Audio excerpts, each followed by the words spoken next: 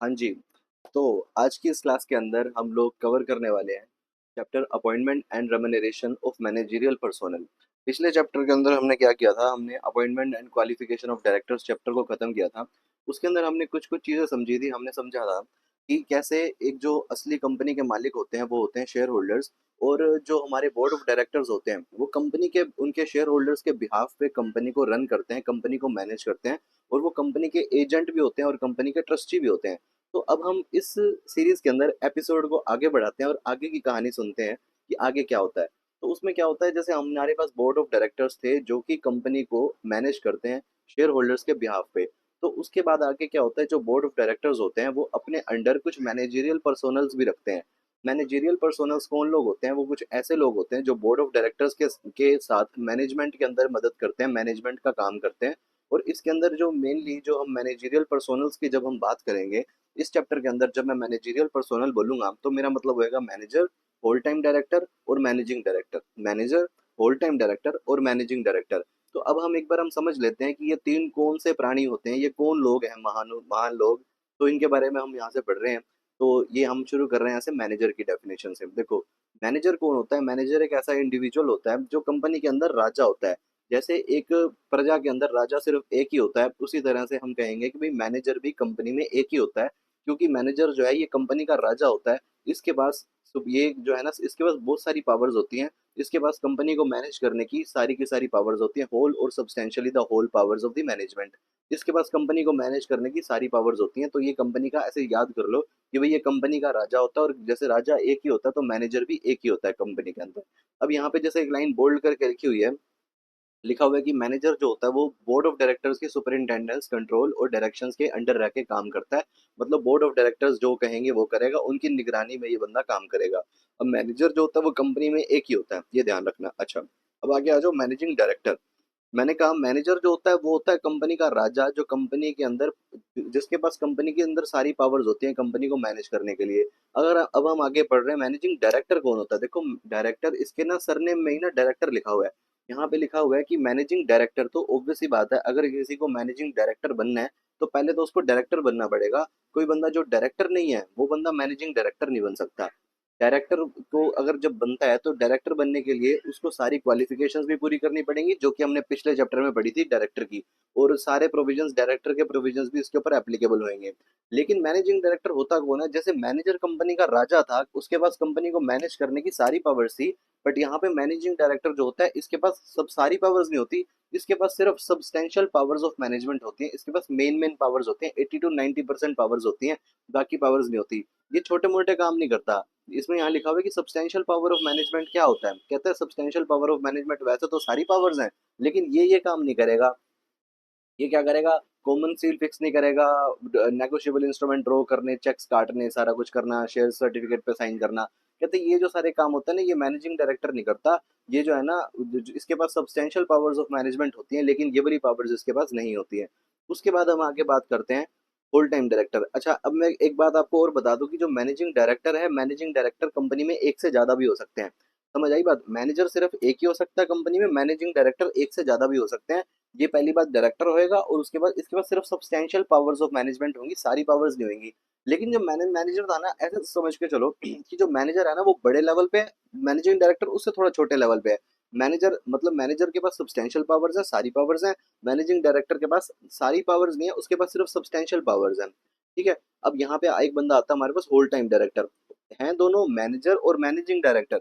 ये दोनों ही बहुत ही ताकतवर इंसान है, ये दोनों ही कंपनी को मैनेज करने में बहुत ही अच्छा काम करते हैं, और दोनों के पास बहुत ही अच्छी डिसीजन मेकिंग पावर होती है। लेकिन अभी हम आगे सेक्शन 196 में पढ़ेंगे कि भाई ये दोनों ना एक साथ नहीं रह सकते। ये दोनों एक साथ इसलिए नहीं रह सकते क्योंकि मैनेजर तो कंपनी का राजा है लेकिन मैनेजिंग डायरेक्टर के पास भी बहुत सारी पावर्स हैं।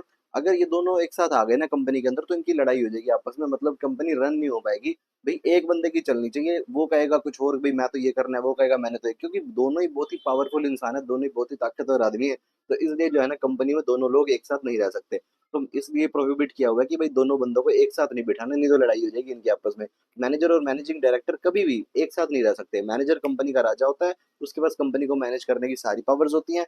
लेकिन जो मैनेजिंग डायरेक्टर होता है, मैनेजिंग डायरेक्टर उसके पास सिर्फ सब्सटेंशियल पावर्स ऑफ मैनेजमेंट होती है। ठीक है, आगे होल टाइम डायरेक्टर।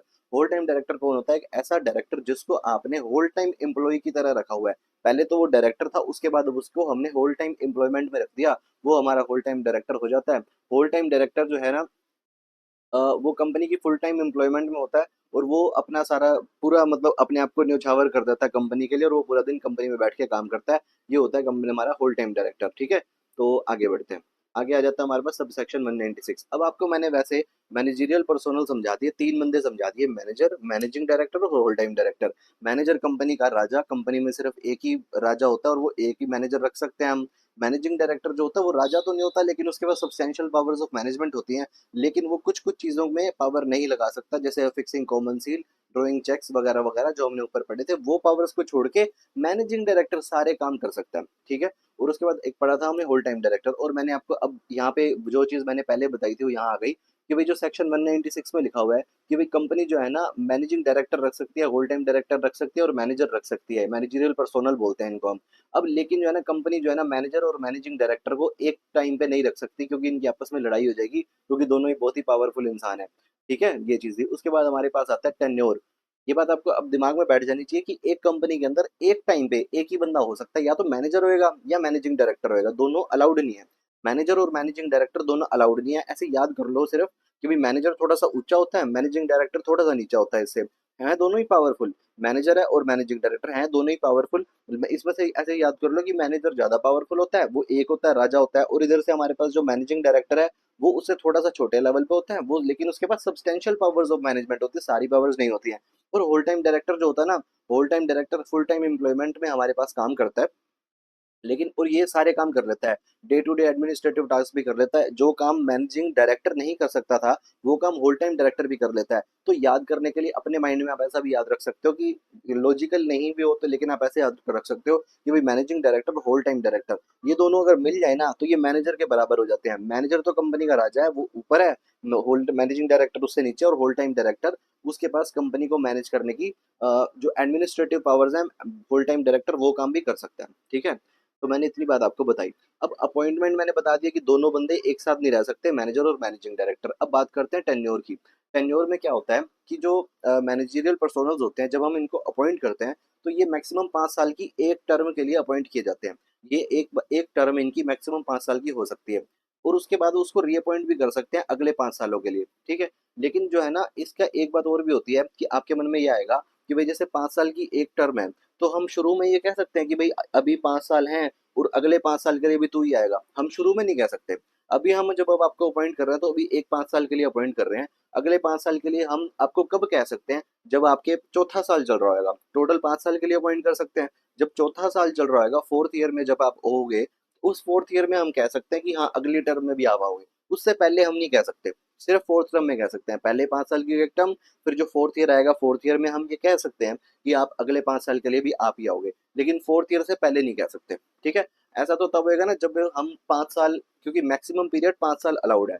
अब ऐसा प्रोहिबिशन नहीं है कि आप 3 साल के लिए नहीं अपॉइंट कर सकते, आप 3 साल के लिए भी अपॉइंट कर सकते हो, वो आपकी एक टर्म मानी जाएगी। तो ऐसे केस में क्या होएगा, जो आपका तीसरा साल चल रहा होगा ना, उसी साल में आप ये कह सकोगे कि हाँ अगली टर्म में, क्योंकि इसमें लिखा हुआ है जो हमारी टर्म होती है उस टर्म का जो लास्ट ईयर होता है ना, सिर्फ उस लास्ट ईयर में ही आप जो है अपॉइंट कर सकते, अगले अगले वाले टर्म के लिए अपॉइंटमेंट कर सकते हो, उससे पहले आप नहीं कर सकते। ठीक है, तो यहाँ पे क्या लिखा हुआ है ना, note made the it is provided that the reappointment shall not be made earlier than 1 year before the expiry of his term.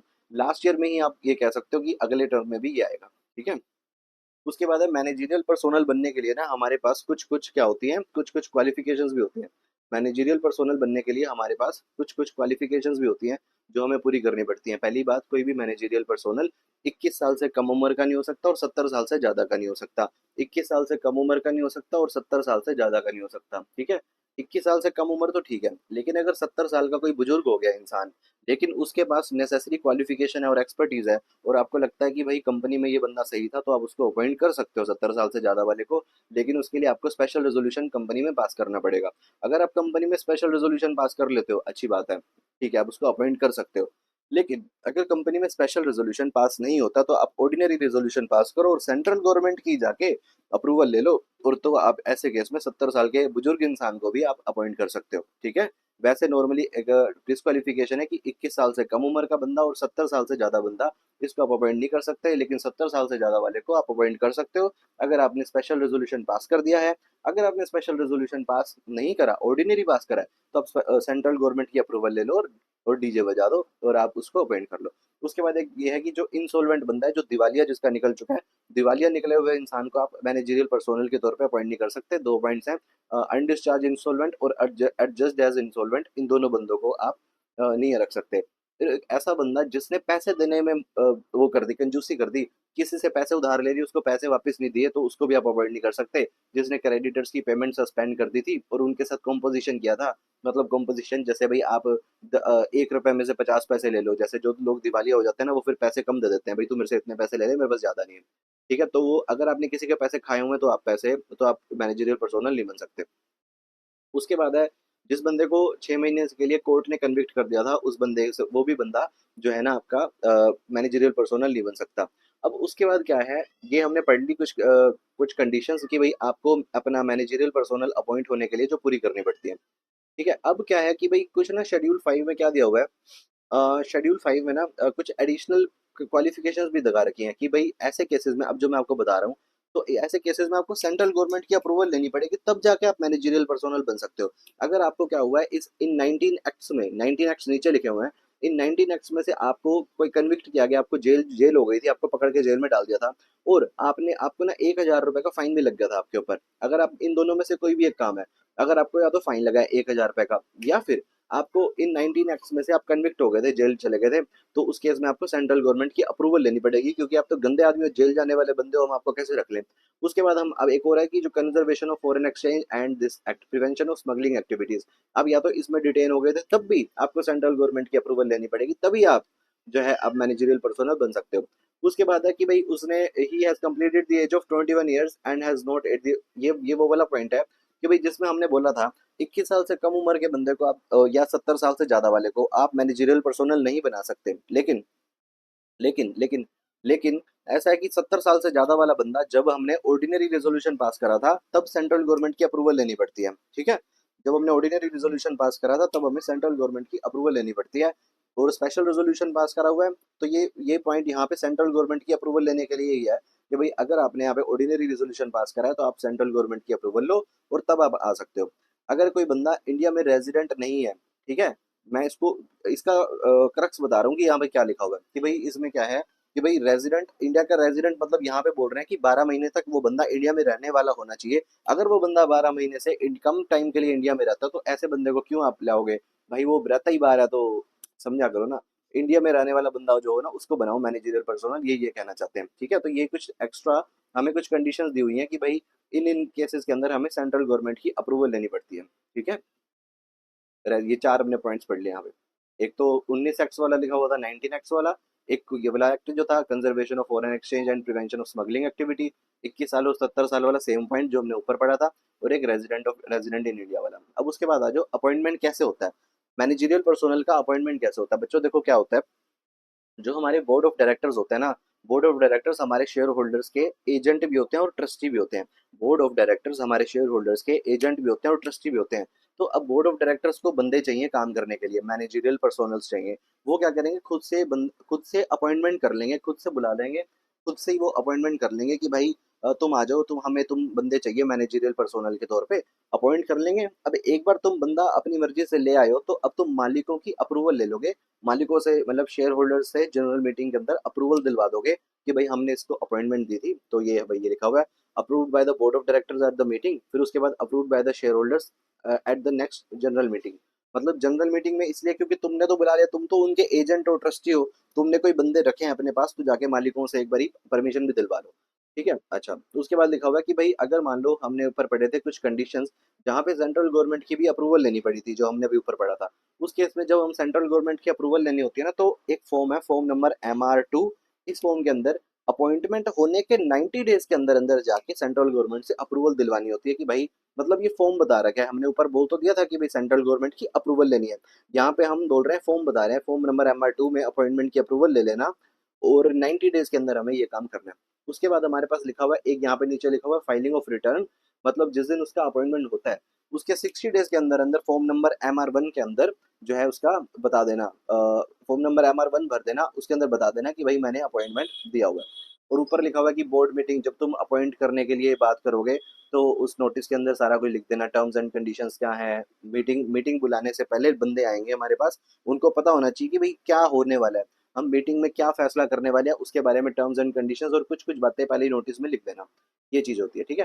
तो हमने रिटर्न भरनी, अपॉइंटमेंट हुआ, MR1 भरेंगे, MR1 के अंदर जो है हम बताएंगे कि भाई किसको मैंने अपॉइंट करा है और मैंने एक बंदा अपॉइंट करा है उसके बारे में MR1 में। और अगर हमें सेंट्रल गवर्नमेंट की अप्रूवल लेनी पड़ेगी तो MR2 फॉर्म के अंदर हम अप्रूवल बता देंगे। सिंपल, यहाँ तक कहानी आपको समझ आ गई होगी कि भाई हम बोर्ड ऑफ डायरेक्टर्स ने अपने नीचे मैनेजरियल पर्सोनल्स रखे हैं कुछ, उनके बारे में हम बात कर रहे हैं कि भाई किसको अपॉइंट कर सकते हैं, किसको हम अपॉइंट नहीं कर सकते। अपॉइंट जिसको हम कर सकते थे वो हमने ऊपर बताया था कि भाई जो 21 साल से कम वाला, ये इस उम्र वाले बंदे को नहीं कर सकते, जिस बंदे ने जो पैसे खाए हैं किसी के उसको हम नहीं कर सकते।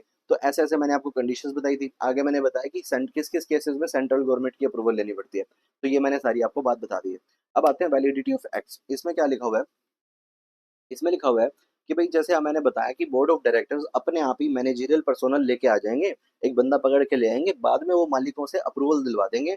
तो क्या होएगा, मान लो मैं मान लो बोर्ड ऑफ डायरेक्टर्स हूँ, मैंने किसी बंदे को पकड़ के ले आया मैनेजरियल पर्सोनल के नाम पे, मैंने कहा तू हमारे यहाँ पे जॉब करेगा। और उसके बाद क्या हुआ, जब मैंने मालिकों से अप्रूवल दिलवाई तो मालिकों ने मना कर दिया कि भाई नहीं भाई, हमें तो तुम तेरा बंदा पसंद नहीं आया जिसको तू पकड़ के लाया। तो फिर क्या होएगा, अब सवाल ये आता है कि भाई जो काम वो कर चुका है जितने टाइम में, क्या वो इनवैलिड मान लिए जाएंगे? नहीं, वो वैलिड माने जाएंगे। जो काम जो वो कर चुका है ना वो वैलिड माने जाएंगे, उसकी कोई उसमें कोई दिक्कत नहीं आएगी, मतलब उसके सारे एक्शन, सारे उसके फैसले सही माने जाएंगे, उसको हम कुछ नहीं कह सकते। उसके बाद लिखा हुआ है कि गवर्नमेंट कंपनी के केस में ना ये एक्सेप्शन है, गवर्नमेंट कंपनी के केस में ये चीजें अप्लाई नहीं होती, सेक्शन 196 सब सेक्शन 2, 4 और 5। अब आ जाओ, एक बार मैं आपको बड़ी प्यारी सी बात बताता हूँ 196 2, 196 4 और 196 5 के बारे में। देखो एक मिनट रुको।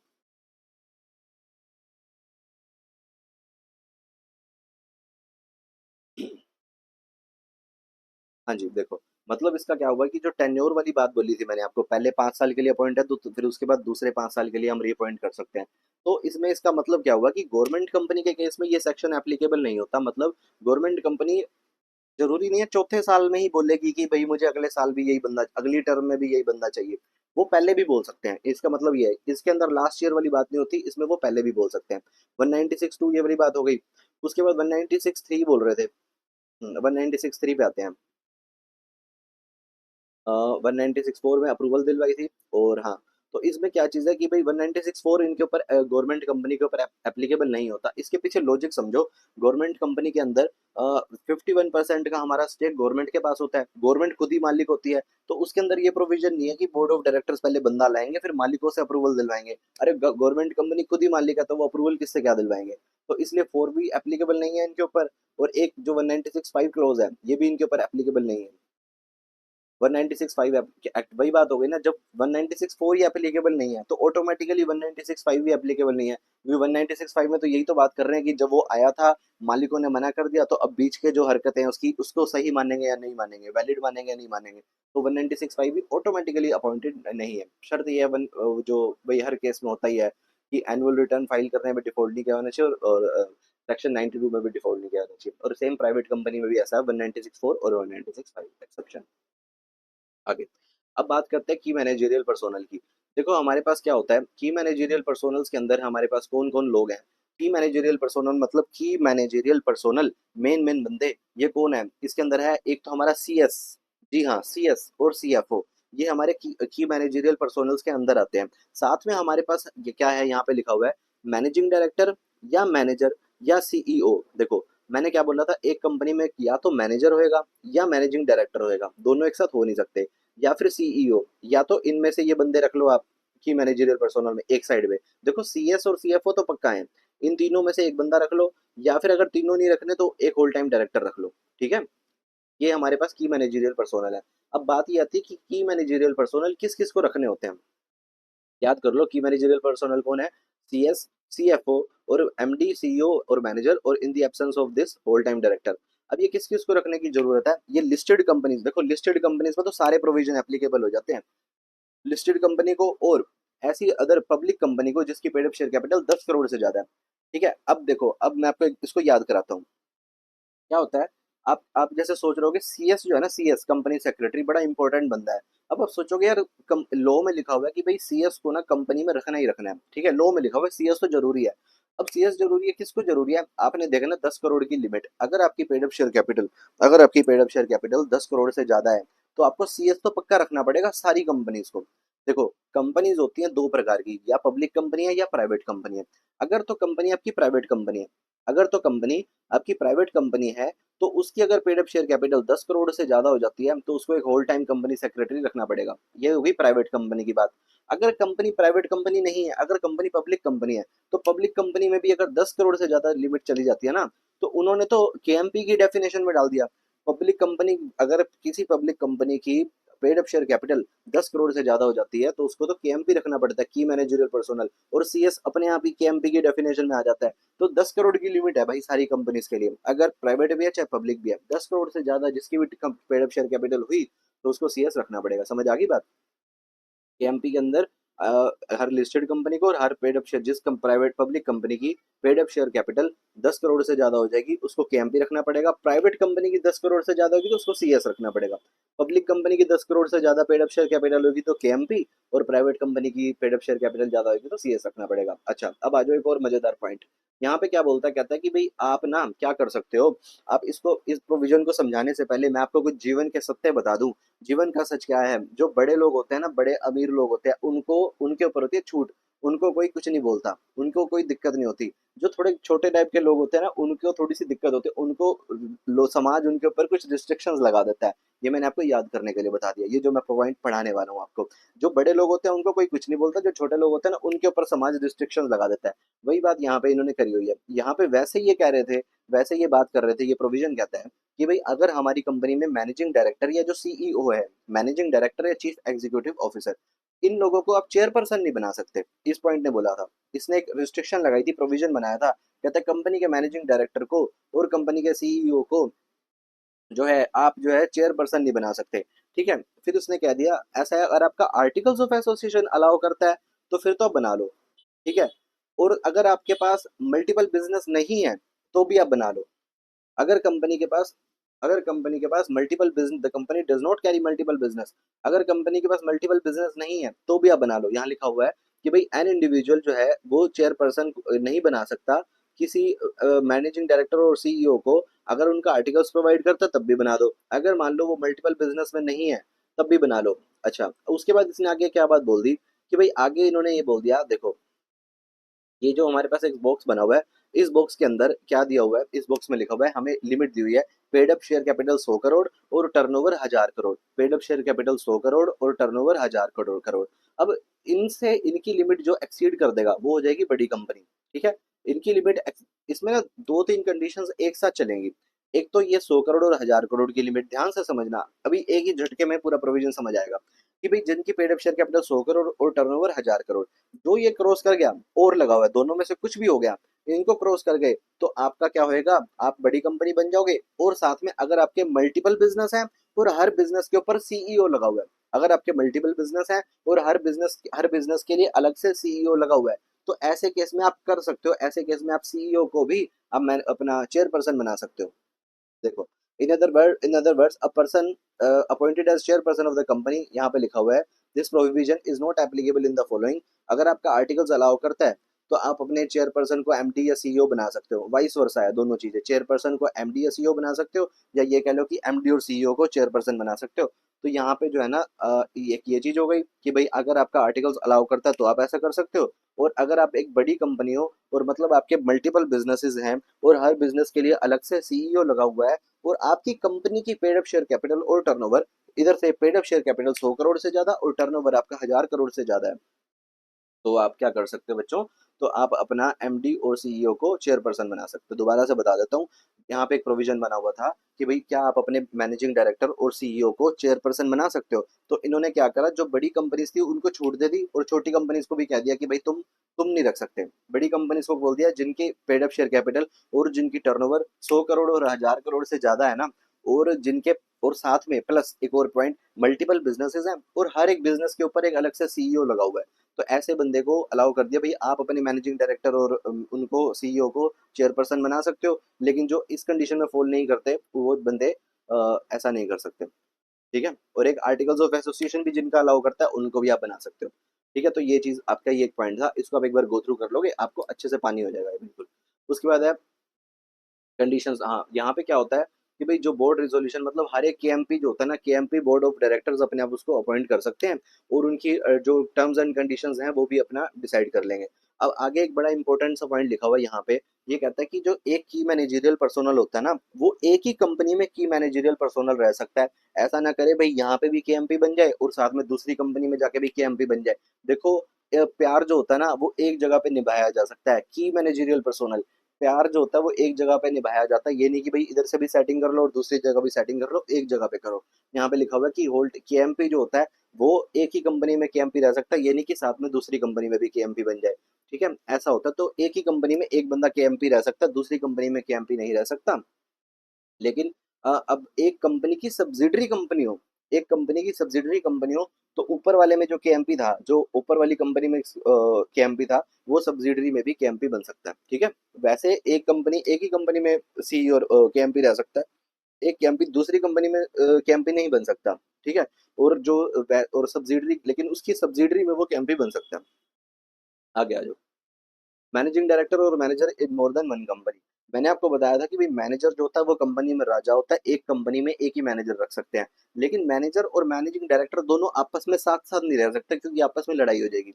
अब लेकिन यहाँ पे क्या बोलता है, यहाँ पे कहता है कि भाई जो हमारा मैनेजर या मैनेजिंग डायरेक्टर है, मैंने तो अभी एक कंपनी की बात करी कि एक कंपनी के अंदर क्या हो सकता है। मैं कह रहा हूँ कि भाई एक मैनेजर और मैनेजिंग डायरेक्टर मैक्सिमम दो कंपनीज में ही ऑफिस होल्ड कर सकता है। मान लो मैं हूं, मैं अगर एक कंपनी में मैनेजर बन जाऊं और दूसरी कंपनी में मैनेजिंग मैनेजिंग डायरेक्टर बन जाऊं, एक कंपनी में मैं मैनेजर बन जाऊं, दूसरी कंपनी में मैं मैनेजिंग डायरेक्टर बन जाऊं, मैं ये काम दो कंपनियों के साथ कर सकता हूँ, तीसरी में नहीं कर सकता। मैक्सिमम दो कंपनीज में ही मैं मैनेजर या मैनेजिंग डायरेक्टर रह सकता हूँ। ठीक है, यही लिखा हुआ है देखो, should be MD in one company and not more than one other company. मतलब दो कंपनियां ही होगी ना, एक कंपनी और not more than the other company, मतलब मैक्सिमम दो कंपनीज में मैं मैनेजर या मैनेजिंग डायरेक्टर रह सकता हूँ, not more than two companies. उसके बाद लिखा हुआ है ये बात बोर्ड ऑफ डायरेक्टर्स को पता होनी चाहिए, उनकी अप्रूवल से होना चाहिए।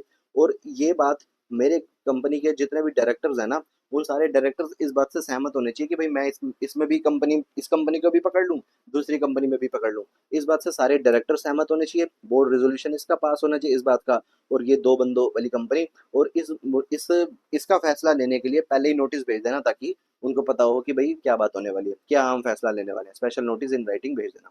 सिंपल, समझ आ गया? मतलब कहने का ये हो गया, इस बात को दोबारा से समझ लो। भाई एक कंपनी के अंदर एक मैनेजर होता है, तो एक से ज्यादा मैनेजर नहीं हो सकते। मैनेजिंग डायरेक्टर एक से ज्यादा भी हो सकते हैं, होल टाइम डायरेक्टर भी एक से ज्यादा हो सकते हैं क्योंकि वो कंपनी के एम्प्लॉयज की तरह होते हैं। लेकिन होल टाइम डायरेक्टर एक जगह पे फुल टाइम एम्प्लॉयमेंट कर सकते हैं ना यार। एक कंपनी में whole time director full time employment कर सकते हैं एक टाइम पे। ये नहीं है मैं एक टाइम पे होल टाइम एम्प्लॉय इस कंपनी का भी बन जाऊं और इस कंपनी का भी बन जाऊं, तो ऐसा नहीं मैं कर सकता। मैं होल टाइम डायरेक्टर की बात कर रहा था ऊपर जो पढ़ाए थे। मैनेजर एक कंपनी में एक रहता है, मैनेजिंग डायरेक्टर एक कंपनी में एक से ज्यादा भी हो सकते हैं, होल टाइम डायरेक्टर कंपनी में भी एक टाइम पे एक कंपनी में एक रह सकता है। ठीक है, इतनी बात ऊपर वाली समझ आ गई। इस प्रोविजन में हमने क्या पढ़ा था, भाई मैं दो कंपनियां पकड़ सकता हूँ मैक्सिमम, एज अ मैनेजर या एज अ मैनेजिंग डायरेक्टर। मैं मैक्सिमम दो कंपनियां पकड़ सकता हूँ। ठीक है, वो चीज थी। अगर मान लो कि मैनेजरियल पर्सोनल की ऑफिस में कोई वैकेंसी हो जाए तो 6 महीने के अंदर अंदर फिल कर देते हैं। कोई केएमपी भाग जाए तो पकड़ के 6 महीने में दूसरा केएमपी ले आते हैं। अब ये जो केएमपी वाले प्रोविजंस थे इसकी अगर हमने कंप्लायंस ना करा तो कंपनी के ऊपर 5 लाख रुपए की पेनल्टी लग जाती है।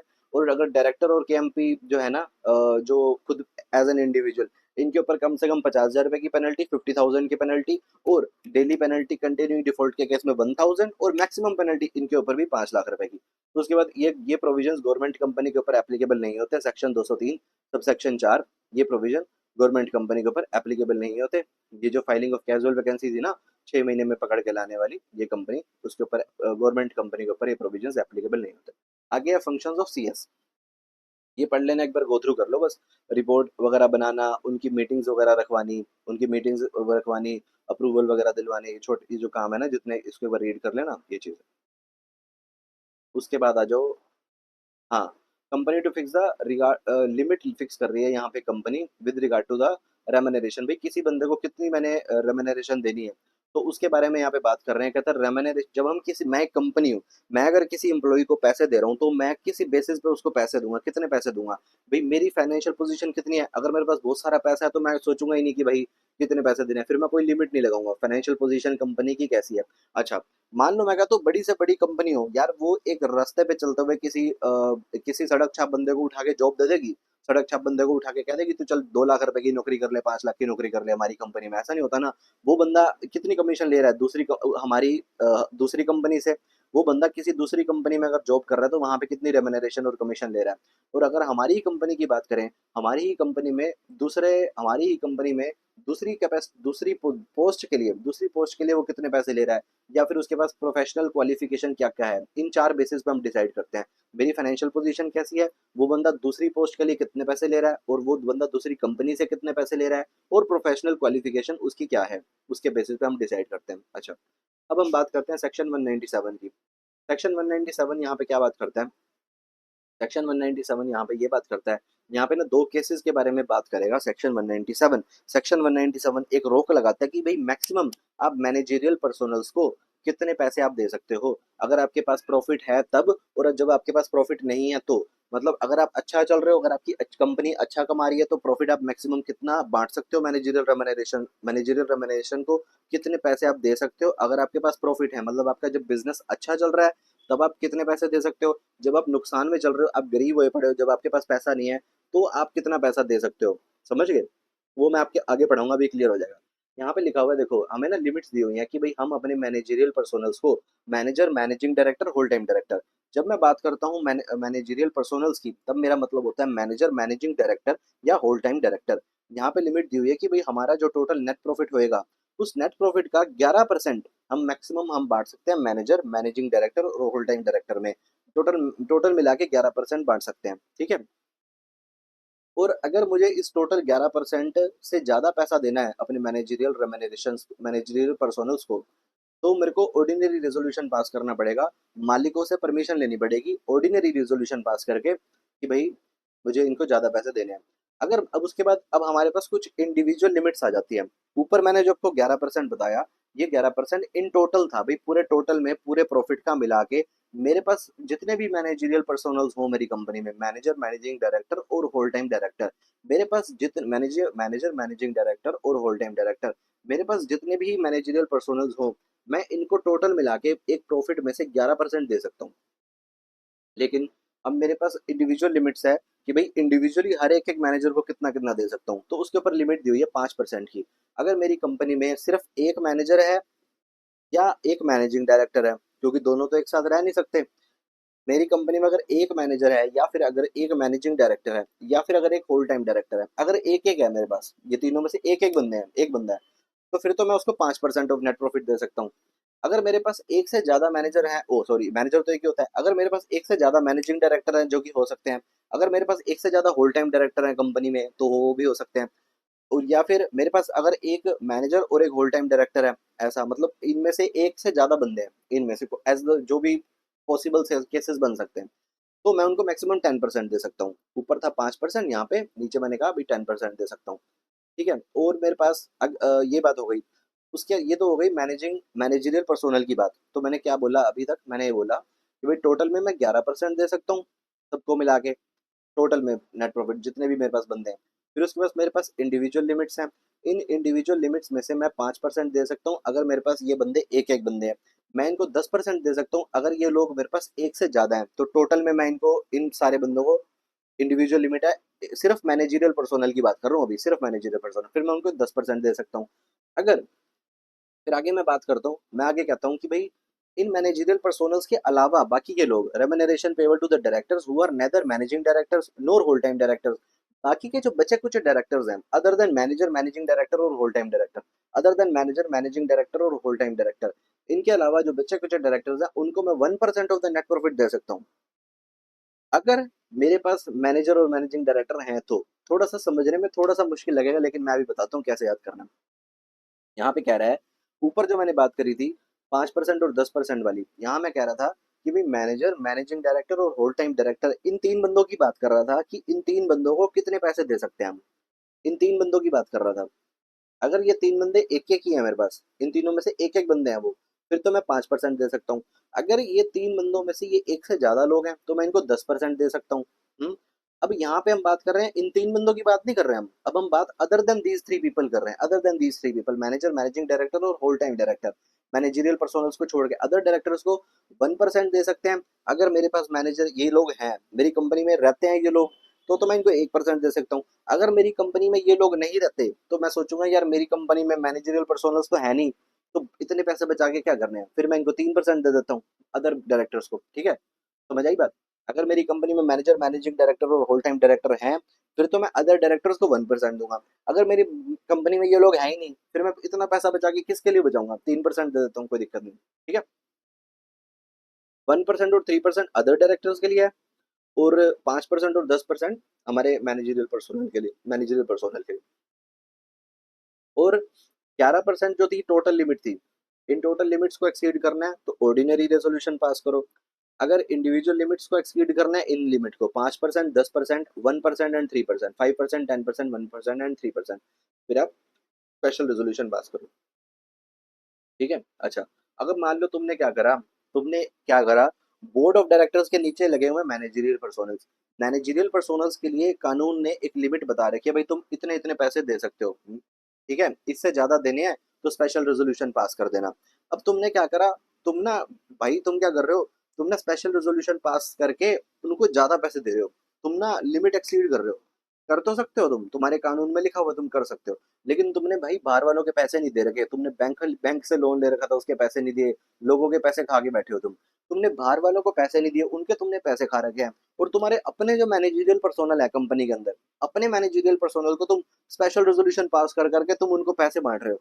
तो भाई उनको दिक्कत है, वो नाराज होंगे, नहीं गुस्सा आएगा उनको, वो गालियां निकाल लेंगे, कहेंगे हमारे पैसे खा रखे हैं और तुम स्पेशल रेजोल्यूशन पास करके ज्यादा पैसे दे रहे हो। तो उनसे पहले परमिशन ले लेना स्पेशल रेजोल्यूशन पास करने से पहले, कि भाई हम अपने बंदों को ज्यादा पैसे दे दें। तो ये बात लिखी हुई है यहाँ पे कि उनसे पहले परमिशन ले लेना। ऊपर लिखा हुआ है जो हमने ऊपर से परसेंटेज कैलकुलेट करी है ना, ये सिटिंग फीस को छोड़ गया, सिटिंग फीस के अलावा हम बात कर रहे थे। ठीक है, इतनी बात समझ आ गई। तो ऊपर जो मैंने आपको लिमिट बताई थी वो बताई थी जब आपके पास प्रॉफिट्स थे, जब आप बिजनेस अच्छा खासा कर रहे थे, जब आप बिजनेस अच्छा खासा कर रहे थे, जब आपके पास प्रॉफिट्स थे, तो आप कितना कितना परसेंट दे सकते थे। अब हम बात करेंगे जब हमारे पास प्रॉफिट नहीं है, हमारा बिजनेस अच्छा नहीं चल रहा, हमारे पास प्रॉफिट नहीं है, तब हम क्या करेंगे।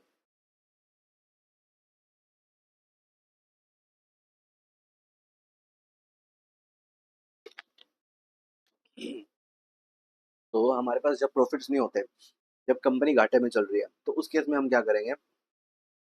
उस केस में ना हमें कुछ लिमिट्स बता रखी हैं कि भाई जब कंपनी घाटे में चल रही होगी, तब हम अपने मैनेजरियल पर्सोनल्स को कितने कितने पैसे दे सकते हैं। ठीक है, तो यहाँ पे ना ये मैं आपको बता दूं, ये जो प्रोविजन आप पढ़ने वाले हो ना, जब कंपनी घाटे में चल रही है, तब आप अपने मैनेजरियल पर्सोनल्स को कितने कितने पैसे दे सकते हो। इसमें ना थोड़ी सी झोल है थोड़ा सा। यहाँ पे ना क्या है, दो लिमिट्स दी हुई हैं, एक है लिमिट ए और नीचे हम पढ़ेंगे लिमिट बी। यहाँ पे हम क्या करेंगे, देखो एक सिंपल सा बात को यहाँ पे दिमाग में बिठा लेना कि भाई क्या है, जब कंपनी घाटे में चल रही है, तुम्हें पता है हमारे पास प्रॉफिट्स ही नहीं है, और तुम अपने मैनेजरियल पर्सोनल्स को देना चाहते हो कुछ पैसे, तुम अपने मैनेजरियल पर्सोनल्स को पैसे देना चाहते हो जब कंपनी घाटे में चल रही है, जब ऐसी हालत हो चुकी है। तो ऑब्वियस ही बात है, पहले कंपनी कुछ भी पैसे देने से पहले पहले अपने मालिकों से अप्रूवल ले लेना, शेयर होल्डर से जाके ऑर्डिनरी रेजोल्यूशन पास करना, और मालिकों से अप्रूवल ले लेना, तब जाके कुछ पैसे देना, क्योंकि भाई कंपनी पहले ही घाटे में चल रही है, तो तुम पैसे बांट रहे हो। ठीक है, एक तो ये हो गया, जब कंपनी घाटे में चल रही है तो ऑर्डिनरी रेजोल्यूशन। अब हमें कुछ लिमिट्स दे रखी है, ये लिमिट दे रखी है कि भाई तुम इस लिमिट से ज्यादा नहीं दे सकते। अगर तुम्हें इस लिमिट से ज्यादा देने हैं पैसे, फिर तुम स्पेशल रेजोल्यूशन पास करोगे। अगर थोड़े भी पैसे, 5 रुपए देने हैं, किसी को 10 रुपए देने हैं, 100 रुपए देने हैं, थोड़े भी पैसे देने हैं, तो ऑर्डिनरी रेजोल्यूशन पहले पास करो फिर पैसे दो, क्योंकि भाई कंपनी घाटे में चल रही है। अगर इन लिमिट से ज्यादा पैसे तुम्हें देने हैं तो स्पेशल रेजोल्यूशन पास करो। अब ये लिमिट क्या दे रही है याद कर लो। हमें बोल रखा है भाई अगर आपकी निकाली जाएगी इफेक्टिव कैपिटल, हम आपकी इफेक्टिव कैपिटल निकालेंगे, और अगर हम आपकी इफेक्टिव कैपिटल निकालेंगे और इफेक्टिव कैपिटल के हिसाब से हम देखेंगे कितने कितने पैसे देने हैं। अगर आपकी कैपिटल 5 करोड़ से कम है तो आप 60 लाख रुपए दे सकते हो, 5 करोड़ या उससे 100 करोड़ तक है फिर आप 84 लाख दे सकते हो साल का। साल का बोल रहे हैं एक मैनेजरियल पर्सोनल को, ठीक है। और 100 करोड़ से 250 करोड़ तक है तो आप 120 लाख दे सकते हो। अगर 250 करोड़ से ऊपर है तो 120 lakh plus 0.01% of effective capital in excess of 250 crore. जितना 250 करोड़ से ऊपर कैपिटल जाएगी उसका 0.01% करके 120 लाख में ऐड कर देना, ठीक है। तो इतना दे सकते हो आप। इसको है ना एक बार रीड कर लो, ये लिमिट जो दी हुई है इसको रीड कर लो। ये वाली लिमिट जो है मैनेजरियल उसके लिए है, मैनेजरियल पर्सोनल्स के लिए है। और यहाँ पे दी हुई है अदर डायरेक्टर्स के लिए। यहाँ पे हम बात कर रहे हैं मैनेजरियल रेम्यूनरेशन, उनकी मैनेजर, मैनेजिंग डायरेक्टर और होल टाइम डायरेक्टर की बात कर रहे हैं। यहाँ हम बात कर रहे हैं अदर डायरेक्टर्स की। इसको रीड कर लो, 12 लाख, 17 लाख, 24 लाख, तो 24 से ऊपर, ठीक है।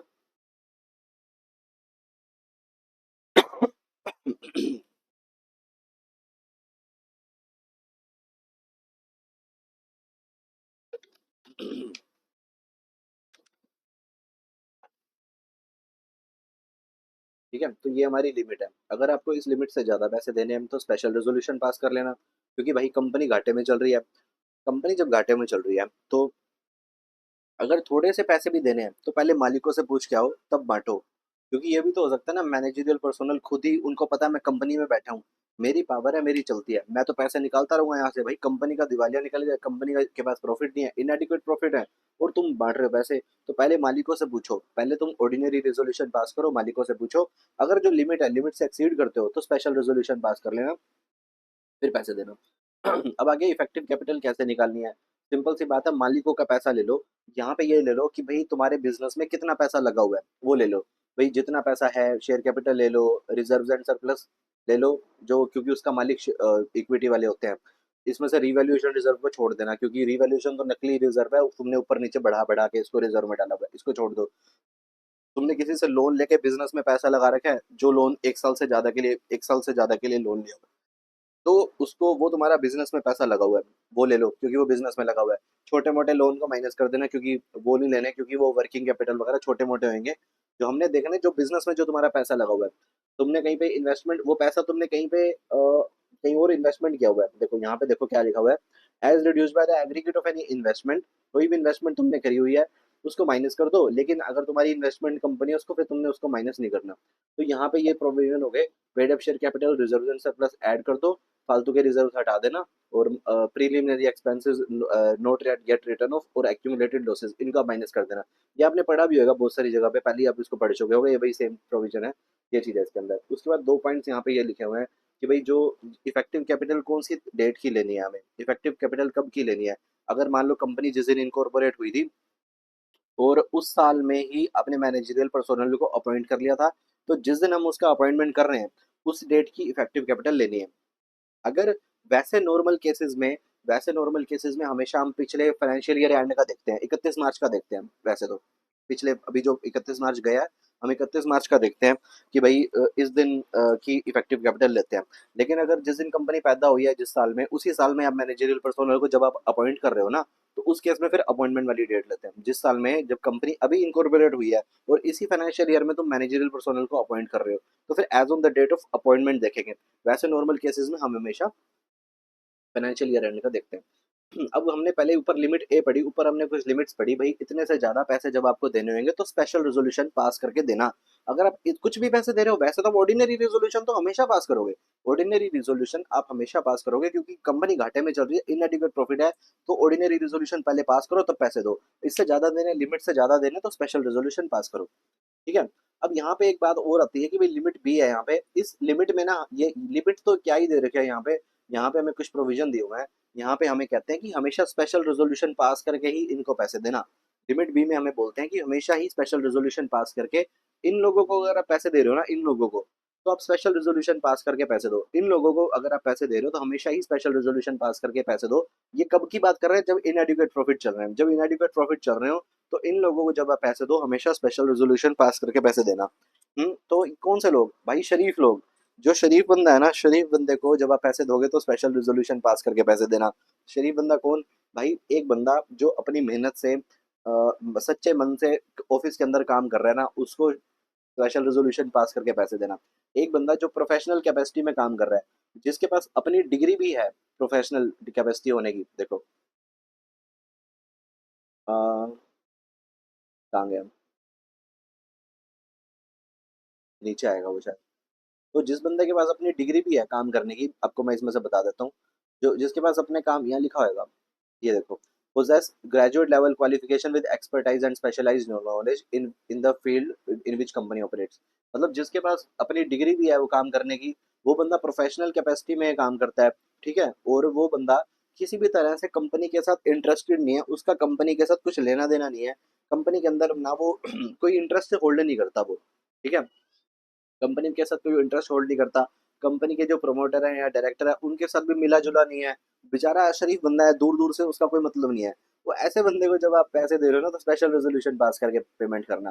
यहाँ पे यही चीज लिखी हुई है, लेकिन यहाँ पे लिखा हुआ है अगर वो बंदा कंपनी की पेड अप शेयर कैपिटल में 0.5% जितना हिस्सा होल्ड करता है तब भी कोई दिक्कत नहीं है। यहाँ पे हम जब हम कंपनी की बात करेंगे तो होल्डिंग सब्सिडरी की भी साथ में बात करेंगे। कंपनी या कंपनी कह लो या होल्डिंग कह लो या सब्सिडरी कह लो, किसी भी इन तीनों कंपनीज में अगर आप 0.5% तक होल्ड करते हो तो कोई दिक्कत नहीं है। अगर वो बंदा ऐसा, मतलब हम क्या यहाँ पे हम ये कह रहे हैं बेसिकली कि जो शरीफ बंदा है, जिसका कंपनी के साथ कुछ लेना देना नहीं है, वो कंपनी के साथ किसी तरीके से एसोसिएटेड नहीं है, ना वो कंपनी में शेयर इंटरेस्ट होल्ड करता है, ना प्रोमोटर से मिला जुला है, ना इनसे मिला जुला है, और बेचारे के पास अपनी डिग्री है, वो तभी काम कर रहा है, प्रोफेशनल कैपेसिटी में काम कर रहा है, तो फिर वो जो है ना उस बंदे को पैसे देने से पहले हम स्पेशल रेजोल्यूशन पास करके ही हम पैसे देंगे, ठीक है। यहाँ पे बस ऐसे लिखा हुआ है, लॉ में लिखा हुआ है, तो मैं कुछ नहीं कर सकता।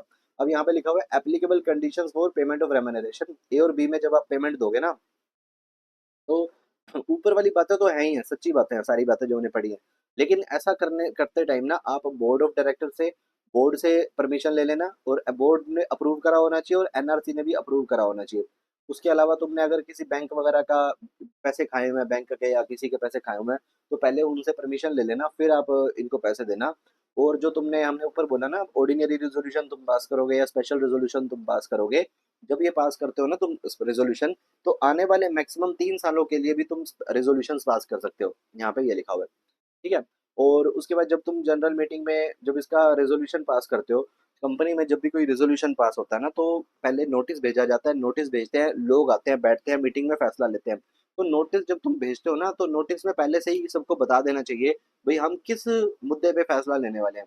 तो उसके अंदर ना हम पहले ही नोटिस में हम सारी बातें बता देते हैं उनको, भाई हम ये मुद्दा डिसाइड करने वाले हैं, तो इसके बारे में सारी चीजें लिखी हुई हैं, इसको आप रीड कर लेना कि भाई ये सारी चीजें आपको नोटिस में लिख के दे देनी है, ठीक है। उसके बाद हमारे पास लिखा हुआ है कि जो रेमुनरेशन हम अपने मैनेजरियल पर्सोनल्स को देते हैं ना, मैनेजरियल पर्सोनल्स को जो हम रेमुनरेशन देते हैं, ये रेमुनरेशन आर्टिकल्स के द्वारा बताई जाती है, या फिर कोई रेजोल्यूशन पास करके रेमुनरेशन डिसाइड की जाती है, या फिर कई बार ना आर्टिकल्स ऑफ एसोसिएशन में ही ये लिख देते हैं कि भाई तुम स्पेशल रेजोल्यूशन पास करके जो है ना मैनेजरियल रेमुनरेशन बताना, तुम स्पेशल रेजोल्यूशन पास करके तुम डिसाइड कर लेना। तो ये सिंपल सी बात है, इतनी वो नहीं है खास, आगे बढ़ते हैं।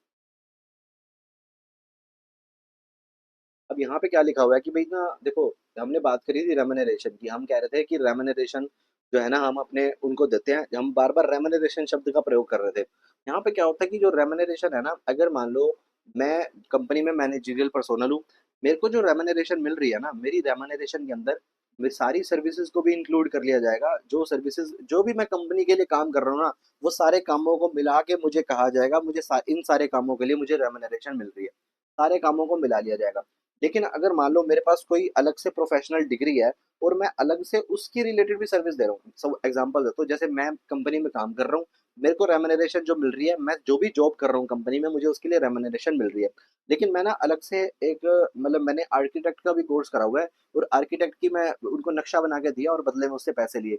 वो मेरी अलग डिग्री है, मेरी वो अलग पहचान है, उसके बदले में मुझे प्रोफेशनल कैपेसिटी में पैसे मिल रहे हैं।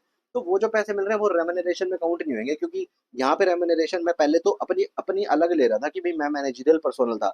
यहाँ मैं आर्किटेक्ट के पैसे ले रहा हूँ, तो मुझे तो उसके पैसे मिल रहे हैं ना, तो उसमें इनको मिला मत देना। वैसे ये अगर ना होता, तो फिर तो मेरे को जो भी पैसे मिलते वो कहा जाता कि भाई मैं जो कंपनी के लिए जो भी काम कर रहा हूँ, सारे कामों के लिए मुझे रेम्यूनरेशन मिलती है। इतनी सी बात थी। आर्किटेक्ट वाले पैसों के लिए अलग से अलग गिने जाते हैं, उसको बीच में नहीं गिनते। ठीक है, क्योंकि ना ये पॉइंट डालने के पीछे एक लॉजिक है। भाई कई बार क्या करते थे, उनको पता है मैनेजरियल पर्सन, लॉजिक समझना याद हो जाएगा। भाई मैनेजरियल पर्सनल्स को पता है कि भाई मैं यहाँ पे मेरी चलती है, तो मैं क्या करता हूँ, मैं ना पैसे ज्यादा निकलवा लेता हूँ कंपनी से। ठीक है, तो मैं ना यहाँ पे क्या कर रहा था बेसिकली कि भाई मैंने अगर तो मेरे पास डिग्री है अपनी, मेरे पास अगर डिग्री है आर्किटेक्ट की, और NRC nomination and remuneration committee, इनको ये लगता है भाई इशप्रीत के पास ना डिग्री है अपनी, तो इस बेसिस पे ये पैसे ले रहा है, फिर तो वैलिड बात है, फिर तो बनेगा ना मेरा, फिर तो मेरा लेना बनता है पैसा। भाई मेरे पास डिग्री भी है, मैं काम कर रहा हूँ। अब कई बार कोई लोग झूठ बोल देते थे कि भाई डिग्री तो है नहीं, कुछ आता जाता है नहीं, अलग से बोल दिया कि मैं तो आर्किटेक्ट के पैसे दे रहा, आर्किटेक्ट के पैसे ले लो, इसके ले लो। वो जान के पैसा निकालने का एक काम कर लिया, झूठ बोल के। तो इन्होंने तभी ये पॉइंट डाल दिया कि भाई अगर तो मेरे पास डिग्री है, और एनआरसी को लगता है कि भाई मैं कर सकता हूँ, मेरे पास क्वालिफिकेशन है, फिर तो हम उसको रेम्यूनरेशन में इंक्लूड नहीं करेंगे, फिर आप अलग से वो पैसे ले सकते हो। अदरवाइज आप रेम्यूनरेशन में सिर्फ वही पैसे ले पाओगे जो आप कंपनी में काम करके देते हो। सिंपल सी बात। यहाँ पे लिखा हुआ है, जो बोर्ड ऑफ डायरेक्टर्स होते हैं ना, वो क्या कर सकते हैं, वो कितनी सिटिंग फीस ले सकते हैं, मैक्सिमम सिटिंग फीस वो 1 लाख रुपए की ले सकते हैं एक मीटिंग में। और maximum sitting fees board of directors, और मैक्सिमम सिटिंग फीस जो डायरेक्टर्स है ना हमारे, वो सिटिंग फीस 1 लाख रुपए की पर मीटिंग के हिसाब से ले सकते हैं। और यहाँ पे लिखा हुआ है कि भाई जो हमारे इंडिपेंडेंट डायरेक्टर्स होते हैं, या जो हमारे वुमेन डायरेक्टर्स होते हैं, जो हमारे इंडिपेंडेंट डायरेक्टर्स होते हैं, या जो हमारे वुमेन डायरेक्टर होते हैं, इन इन बंदों को ना बाकियों से कम पैसे मत देना, इनके साथ भेदभाव मत करना। वुमेन डायरेक्टर है, इंडिपेंडेंट डायरेक्टर है, इनके साथ भेदभाव मत करना। आप इनको कम पैसे मत देना बाकियों से, ये लिखा हुआ है। ठीक है। और जो रेम्यूनरेशन की हमने ऊपर जब बात करी थी, तो वो बात कर रहे थे कि भाई जो हमने परसेंटेज ऊपर कैलकुलेट करी है ना, वो हम सिटिंग फीस को हटा के बात कर रहे थे। ठीक है, आगे आ जाओ। और उसके बाद जो है ना, हम जो पैसे देते हैं ना अपने इन बंदों को, जो मोड ऑफ पेमेंट होती है रेम्यूनरेशन की, मोड ऑफ पेमेंट, भाई हम किस किस तरीके से पैसे दे सकते हैं डायरेक्टर को या मैनेजर को। जब हम रेम्यूनरेशन देते हैं तो ये तो बड़ा कॉमन सा पॉइंट है। भाई या तो उनको महीने की तनख्वाह दे दो, या तो मंथली पेमेंट दे दो, या फिर उनको प्रॉफिट से रिलेटेड कमीशन दे दो, भाई पर इतने प्रॉफिट का इतना परसेंटेज हम तुम्हें देंगे, तो ये दे दो। या फिर तुम थोड़ा सा महीने की पक्की तनख्वाह दे दो, फिक्स तनख्वाह दे दो, बाकी का तुम वो दे दो। तो ऐसे लिखा हुआ है। उसके बाद आ जाओ। अब क्या है, रिफंड ऑफ एक्सेस रेम्युनरेशन। मान लो हमने ऊपर पढ़ा था कि भाई लिमिट्स हमने पढ़ी, जब हमारे पास प्रॉफिट था तब हम कितना पैसा दे सकते हैं, जब हमारे पास प्रॉफिट नहीं था तब हम कितना पैसा दे सकते हैं। जब हमारे पास प्रॉफिट नहीं था तो हमेशा मालिकों से पूछ के पैसे देना, अगर लिमिट से ज्यादा दोगे तो स्पेशल रेजोल्यूशन पास करना। अगर तुम्हारे पास प्रॉफिट था तो प्रॉफिट के केस में टोटल में 11%, इंडिविजुअल में 5%, 10%, 1% और 3% हमने ऊपर पढ़ा था, वो था प्रॉफिट के केस में। अब मान लो हुआ क्या, भाई कहीं पे रेजोल्यूशन वगैरह पास होना था, रेजोल्यूशन पास करके उससे ज्यादा पैसे हम दे सकते हैं, जो हमने ऊपर पढ़ा लॉ में। ठीक है, ऊपर हम उसको पैसे दे सकते हैं। मान लो ऐसा हुआ कोई इलीगल तरीके से या बिना कानून की कार्रवाई करे, तुमने ना ऐसे ही फ्री फंड में ना पैसे ज्यादा दे दिए, गलती से तुमने उस बंदे को ज्यादा पैसे दे दिए। तो जब उस कंपनी किसी मैनेजरियल पर्सोनल के पास गलती से ज्यादा पैसे चले जाते हैं ना, जब उसके पास ज्यादा पैसे चले जाते हैं, तो वो बंदा अपने पास हमारी अमानत समझ के उसको रखता है अपने पास, और उस बंदे के ऊपर ऑब्लिगेशन होती है कि वो बंदा हमें 2 सालों के अंदर अंदर वो पैसे वापस कर देगा। ठीक है, उसको हमें 2 साल के अंदर अंदर कंपनी को पैसों को वापस करना पड़ता है। अब कभी ऐसा भी हो सकता है कि भाई वो पैसे रख ले, हाँ ऐसा हो सकता है। अगर कंपनी स्पेशल रेजोल्यूशन पास कर दे और कह दे भाई तू रख ले, जा बेटा ऐश कर, तू रख ले पैसे, कोई दिक्कत नहीं है, तो वो रख सकता है, क्योंकि हमने स्पेशल रेजोल्यूशन पास कर दिया है, मालिक सहमत हो गए हैं, तो वो रख सकता है। ठीक है, अब देखो यहाँ पे आ जा, फिर वही बात आ जाती है। भाई उसने हमने पहले कह दिया कि भाई उसके पास ना गलती से ज्यादा पैसे चले गए हैं, पैसे तो उसको 2 सालों में वापस कर देने चाहिए पैसे, और हमें अमानत के तौर पे हमें पैसे अपने पास रखेगा वो। और हमने फिर क्या करा यार, छोड़ परा, दे देते हैं उसको पैसे। हमने स्पेशल रेजोल्यूशन पास करके दे दिए। अब ये जो जिनसे हमने पैसा खाया हुआ था ना, वो भड़क गए, बैंक वाले, पब्लिक फाइनेंशियल इंस्टीट्यूशन वाले ही भड़क गए। इन्होंने कहा भाई हमें तो तुमने पैसे नहीं दे रहे, हमारे तो तुम पैसे खा गए हो, और अपने मैनेजरियल पर्सोनल्स को तुम स्पेशल रेजोल्यूशन पास कर करके एक्स्ट्रा पैसे दे रहे हो तुम। तो पहले स्पेशल रेजोल्यूशन पास करने से पहले इनकी परमिशन ले लेना, नहीं तो ये भड़क जाएंगे। ठीक है, तो ये चीज है यहाँ पे, ये लिखा हुआ है वेवर पॉसिबल है मतलब कि उसको हम पैसे, उसके पैसे हम छोड़ सकते हैं, उसके पास पैसे फालतू चले गए थे हम छोड़ सकते हैं, हम कहते हैं भाई जा तू कोई बात नहीं रख ले, ऐसा हम स्पेशल रेजोल्यूशन पास करके कर सकते हैं 2 सालों तक। उसके बाद आ जाता है कि भाई जो हमारी बोर्ड्स रिपोर्ट होती है ना, उस बोर्ड रिपोर्ट के अंदर कुछ हमें डिस्क्लोजर्स देने होते हैं, कुछ कुछ खुलासे करने होते हैं, खुलासे करने होते हैं कुछ कुछ। उसमें ये पॉइंट्स पढ़ लेना, यही सारा लिखा हुआ है कि भाई हर डायरेक्टर की कितनी रेमुनरेशन है, और मीडियन एम्प्लॉय, एक तो डायरेक्टर्स होते हैं, एक होते हैं बाकी के एम्प्लॉयज, इन दोनों की आपस में रेशियो क्या है, कितने कितने पैसों की रेशियो है। कोई जैसे एक बंदा अगर 50,000 ले रहा है, ये 30,000 ले रहा है, तो ऐसे रेशियो बन गई इनकी, ये रेशियो के बारे में बता देना। इन डायरेक्टर का, सीएफओ, सीईओ, सीएस का परसेंटेज इंक्रीज कितना है, हर साल जैसे 10-10% का इंक्रीमेंट होता है, इनका कितना कितना इंक्रीमेंट होता है, ये बता देना। परसेंटेज मीडियन रेमुनरेशन जो बाकी एम्प्लॉइज है उनका कितना कितना परसेंटेज इंक्रीज होता है, वो सारा कुछ बता देना। टॉप 10 एम्प्लॉइज के बारे में बता देना, आगे बताता हूँ टॉप 10 एम्प्लॉइज वाला। ये वही सारी चीजें लिखी हुई हैं जो हमने ऊपर पढ़ी है अभी। यहाँ पे आ जाओ, ये टॉप 10 हमें ना टॉप 10 एम्प्लॉइज के नेम बताने हैं।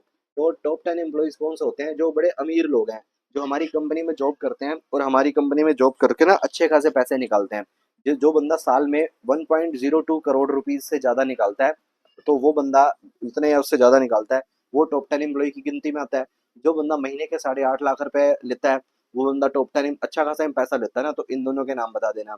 उसके बाद कोई बंदा है, जो बंदा ऐसा कोई बंदा जो मैनेजिंग डायरेक्टर, मैनेजर या होल टाइम डायरेक्टर, जो हमारे मैनेजरियल पर्सोनल है उनसे भी ज्यादा पैसा लेता है, हमारी कंपनी में कोई बंदा जॉब करता है वो इनसे भी ज्यादा पैसा लेता है, तो उसका नाम बता देना, ठीक है। और वो बंदा, अगर उसका नाम बता देना, अगर वो बंदा खुद अपनी बीवी के साथ मिलके या अपने डिपेंडेंट बच्चों के साथ मिलके कंपनी में 2% या उससे ज्यादा का स्टेक होल्ड करता है, तो भी बता देना उसका नाम, ठीक है। ये डिस्क्लोज कर देना बोर्ड्स रिपोर्ट में। अच्छा, अब आ जाओ एक मजेदार कंसेप्ट।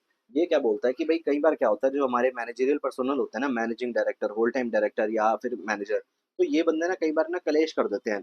ये बंदे ना कई बार कंपनी में कलेश कर देते हैं। ये कंपनी में कभी कभी क्या करते हैं, मतलब कि कोई उल्टे काम कर दिया, मान लो इन्होंने कोई गलती कर दी, इनकी गलती की वजह से साला हमें भुगतना पड़ गया कि भाई, क्योंकि है तो हमारे बंदे ना ये, इनकी कम गलती की वजह से हमें भुगतना पड़ गया। तो क्या होता है भाई यहाँ पे ना, अगर वो तो हम ना इंश्योरेंस करवा लेते हैं कि भाई इन्होंने गलती करी तो हम हमें कम से कम हमें तो ना भुगतना पड़े, इंश्योरेंस का क्लेम मिल जाए। तो क्या होता है, जो हम प्रीमियम भरते हैं ना इंश्योरेंस का, तो एक तरह से एक सवाल यहाँ पे ये आता है कि भाई जो हम इंश्योरेंस का हम प्रीमियम भर रहे हैं, वो प्रीमियम हम इनकी रेमुनरेशन में गिन लें भाई, क्योंकि भाई इंश्योरेंस तो इनकी वजह से लिया हुआ है ना, हमने इंश्योरेंस इनकी वजह से लिया हुआ है, तो हम जो हमारा प्रीमियम है, तो वो उस प्रीमियम को हम रेमुनरेशन के अंदर काउंट कर लें। तो ये होता है कि भाई जब तक वो बंदा शरीफ है, उसने कोई गलत काम नहीं करा, तो डाउट तो हमारे दिमाग में था ना कि भाई ये कोई गलत काम ना कर दे, तो उसकी गलती थोड़ी है, वो तो शरीफ है बेचारा। तो जब वो शरीफ है ना, तो इस प्रीमियम को हम रेमुनरेशन की गिनती में नहीं गिनेंगे, ठीक है। जब तक वो शरीफ है उसको हम रेमुनरेशन की गिनती में नहीं गिनेंगे। अगर वो गिल्टी में पाया गया, पता लगे कि भाई इसकी गलती थी, इसकी गलती की वजह से पैसे देने पड़े और इंश्योरेंस का क्लेम लेके इसको हमें मामला सेट करना पड़ा, जब इसकी गलती होगी तब हम क्या करेंगे, उसको रेमुनरेशन के अंदर काउंट कर लेंगे। जब रेमुनरेशन के अंदर काउंट कर लेते हैं ना, तो उसकी रेमुनरेशन की लिमिट में आ जाता है वो चीज, तो उसको पैसे कम हो जाते हैं उसके। तो ये सवाल है कि रेमुनरेशन में हम उसके प्रीमियम, जो इंश्योरेंस का हम प्रीमियम भर रहे हैं, उसको रेमुनरेशन में काउंट करें या ना करें। रेमुनरेशन में तब काउंट हम करते हैं जब उसकी गलती होती है, वो गलत वो जो प्रूव टू बी गिल्टी होता है, तब हम उसको काउंट कर लेते हैं। जब वो प्रूव टू बी गिल्टी नहीं होता, तो फिर हम उसमें काउंट नहीं करते।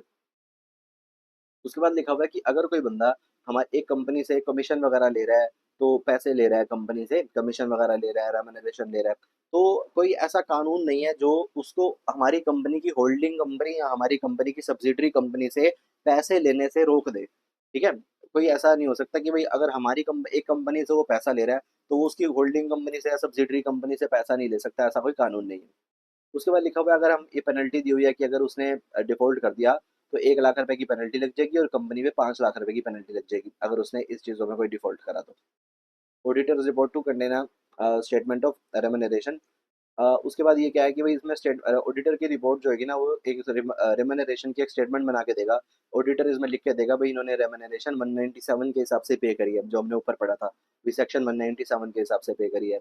और रेमुनरेशन अगर कोई क्या लिमिट से ज़्यादा पे करी है, ये सारी बातें वो लिख के दे देगा। उसके बाद आ जाओ आगे, बाकी ये कुछ चीज़ें लिखी हुई हैं कि 197 सेक्शन जो था, गवर्नमेंट कंपनी के ऊपर अप्लाई नहीं होता, निजी कंपनी पर अप्लाई नहीं होता। उसके बाद ना सेक्शन 199 एक बिल्कुल सेम बात करता है, लगभग लगभग जैसे ही मैंने भी आपको ऊपर बात बताई थी कि भाई जब किसी के पास गलती से ज़्यादा पैसे चले जाते हैं तो वो 2 साल तक अपने पास रखता है हमारी अमानत समझ के, और उसको 2 साल में वापस दे देने चाहिए पैसे।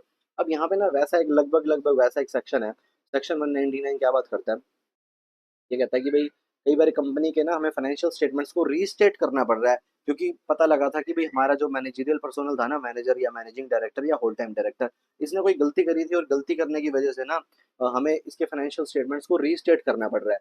तो यहाँ पे क्या होएगा, रीस्टेट करना पड़ रहा है तो हम ये प्रोविजन बेसिकली, ये जो सेक्शन है ना, ये पावर देता है कंपनी को कि भाई जो मैनेजर मैनेजिंग डायरेक्टर या होल टाइम डायरेक्टर जो हमारे मैनेजरियल पर्सोनल हमारी कंपनी को छोड़ के जा चुके हैं, उनको भी पकड़ सकता है और उनसे भी पैसे वापस मांग सकता है अगर उन्होंने कोई गलत हरकत करी थी।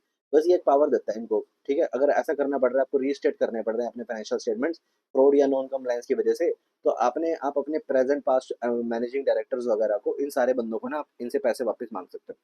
ठीक है, अब हम आ जाते हैं सेक्शन 198 पे। ये क्या बोलता है कि भाई हमने ना ऊपर पढ़ा था वो चीज, मैंने आपको बताया था सेक्शन 197 में प्रॉफिट होता है तो 11% का प्रॉफिट, फिर उसके बाद 5% का प्रॉफिट, 10% का प्रॉफिट, 1% का प्रॉफिट और 3% का प्रॉफिट।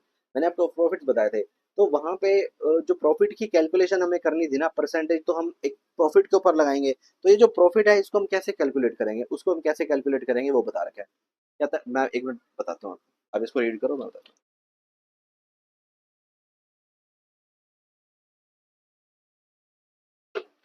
देखो यहाँ पे क्या है, सेक्शन 198 में क्या है कि भाई जो हमारा प्रॉफिट है ना, उसमें बाउंटीज और सब्सिडीज ऐड कर दो। गवर्नमेंट ने हमें कोई बाउंटी सब्सिडी दी हुई है, उसको ऐड कर दो।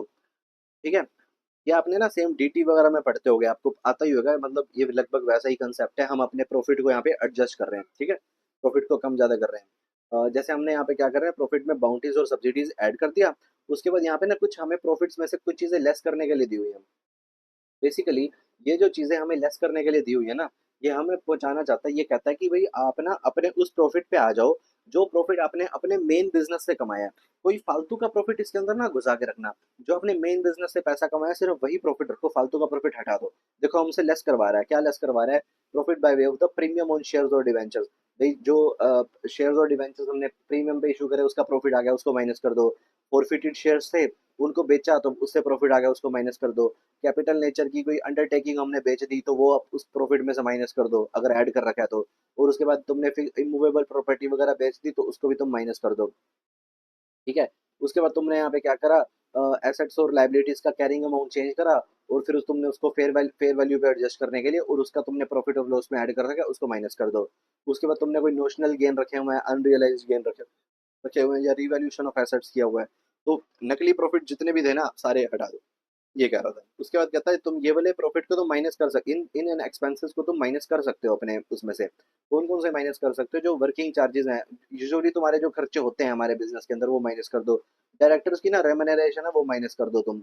अब तुमने अपनी कंपनी में कोई स्टाफ वगैरह रखा हुआ है, तुम उसकी बोनस और कमीशन माइनस कर दो। उसके अलावा तुम ऐसा कोई टैक्स माइनस कर दो जो टैक्स एबनॉर्मल प्रॉफिट्स के ऊपर लगाया जाता है, जो सेंट्रल गवर्नमेंट नोटिफाई करती है।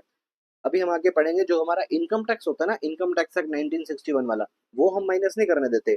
बाकी का कोई भी टैक्स जो अबनॉर्मल प्रॉफिट्स के ऊपर लगाया हुआ है उसको माइनस कर दो। उसके अलावा जो बिजनेस प्रॉफिट्स के ऊपर स्पेशल रीजंस और स्पेशल सर्कमस्टांसेस की वजह से जो बिजनेस प्रॉफिट हमें उस पे जो टैक्स बताया गया वो माइनस कर दो। इंटरेस्ट ऑन डिवेंचर्स तुमने एक्सपेंस है वो तुम्हारा माइनस कर दो। इंटरेस्ट ऑन मॉर्गेज माइनस कर दो। Interest on unsecured loan minus कर दो। तुम्हारा जो रिपेयर का खर्चा हुआ, चाहे वो कैपिटल नेचर का हुआ, चाहे किसी के ऊपर हुआ, चाहे तुम्हारा मूवेबल प्रॉपर्टी पे हुआ, चाहे इमूवेबल प्रॉपर्टी पे हुआ, वो माइनस कर दो। तुमने कोई कंट्रीब्यूशन करा सेक्शन 181 में, वो माइनस कर दो। डेप्रिसिएशन माइनस कर दो। Excess of expenditure over income, ये तुम माइनस कर दो इसमें से। तो ये चीजें हैं सारी, ये सारी तुम्हें चीजें माइनस कर देनी है। यहाँ पे आ जाओ, यहाँ पे लिखा हुआ है कि जो तुमने कॉम्पनसेशन पे करी, तुमने किसी के साथ कॉन्ट्रैक्ट करा हुआ था, कॉन्ट्रैक्ट ना तुमने खराब कर दिया, तुमने उसकी कॉन्ट्रैक्ट का पालन नहीं करा, अब तुम्हें लीगली उसके ना डैमेजेस पे करने पड़ गए। तुम्हें कोर्ट में गए और तुम्हें पता लगा तुम्हें पैसे देने पड़ गए, तुम्हारे लग गए, तो तुम उसके पैसे माइनस कर सकते हो यहाँ पे। और जो तुमने अगर इंश्योरेंस लिया हुआ था, इंश्योरेंस लिया हुआ था वैसा ही इंश्योरेंस जैसा भी मैंने तुम्हें बताया था।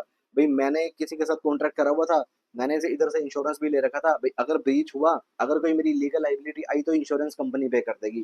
तो वो भी जो अगर मान लो मैंने यहाँ पे सम पे करा ना इंश्योरेंस वगैरह से तौर पे, तो वो भी माइनस कर दो। ठीक है, और डेट्स जो मैं बैड डेट्स वगैरह हो गए वो भी यहाँ से माइनस कर देना।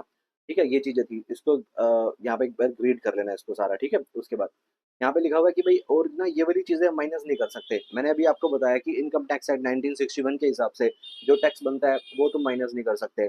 कॉम्पनसेशन जो तुमने अपनी मर्जी से किसी को कॉम्पनसेशन दे दी, अभी मैंने बोला था ना तुम्हें लीगल लाइबिलिटी आई, तो वो तो तुम माइनस कर दोगे जो तुम्हें कानून ने बोला भी पे करने के लिए। यहाँ तुमने अपनी मर्जी से पे कर दिया तो वो तुम माइनस नहीं कर सकते। कोई कैपिटल नेचर का लॉस हो गया तो वो तुम माइनस नहीं कर सकते। ठीक है, उसके बाद ये भी एक सेम पॉइंट था जो ऊपर आया बार बस। उसके बाद सेक्शन 201 है, फॉर्म्स एंड प्रोसीजर बता रखे हैं, यहाँ पे कुछ खास नहीं है। ये चीज़ मैं आपको ऊपर भी बता चुका हूँ कि भाई फॉर्म नंबर MR2 होता है, अगर आपको सेंट्रल गवर्नमेंट से कोई भी, अगर आपको सेंट्रल गवर्नमेंट से कोई भी अप्रूवल लेनी है तो फॉर्म नंबर MR2 में 90 डेज के अंदर अंदर ले लेना। ठीक है, और उससे अगर तुम कोई रेजोल्यूशन वगैरह पास करते हो तो नोटिस भी दे देना, जनरल नोटिस दे देना मेंबर्स को। और जब वो तुम नोटिस दोगे ना तो उस नोटिस को अपने अखबार में छपवा देना, और अपना तुम अखबार में छपवा देना उसको, कम से कम एक उसको अपने नोटिस को, ताकि सबको उसके बारे में पता लग जाए।